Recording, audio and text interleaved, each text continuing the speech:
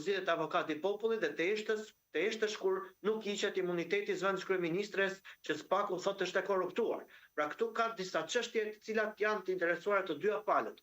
Dhe duke qenë të dyja palët të interesuara, ne na dhuroi spektakël me fishek zjarri dhe me gaz. Dhe kjo mendoj unë shprehet në shumë hapësira të tjera, shprehet tek reforma zgjedhore që ulet dhe i bëjnë bashkë. Një ndër arsyet e protestës, pavarësisht se kush e udhëheq ato protesta, është korrupsioni, Rigels. Tani, o e themi kështu, o e themi kështu. Pra, qytetarët dalin për korrupsionin, për formimin e një qeverie teknike, për shkak të asaj që kemi kaq vite në pushtet, dhe për rrëzimin e qeverisë që është në artikulimi i opozitës.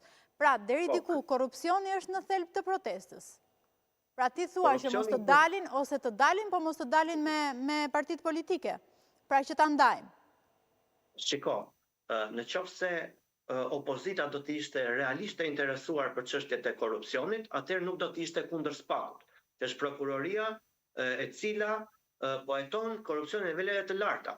Së dyti, opozita, në qoftë se do të ishte interesuar për korrupsionin, nuk do mbante lider një person i cili është shpallur 9 grata për korrupsion nga Shtetet e Bashkuara dhe nga Britania e Madhe, dy shtetet tona partnere. Së treti, në qoftë se opozita do të ishte e interesuar për korrupsionin, nuk do të bashkëndante me mazhorancën tenderat, koncesionet, oligarkët, edhe gjithçka që ne na rëndon sot dhe të gjithë e dimë se si ndërtohen kullat në Tiranë në bashkëpunim dy forcave politike.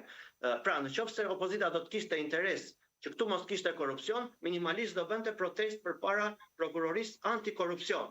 Kështu që këtë kaos nuk e mban dot një forcë e cila është vete përfshirë. Prandaj them që në qoftë se